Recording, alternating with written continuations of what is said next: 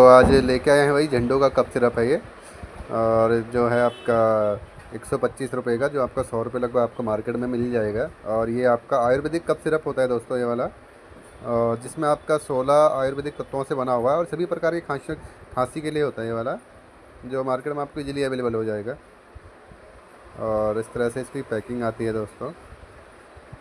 और इसमें आपको पाउच में भी मिल जाएगा, जो 5 रुपये का पर पाउच होता है वो भी आपको मार्केट में मिल जाएगा, तो आप इसको ले सकते हैं।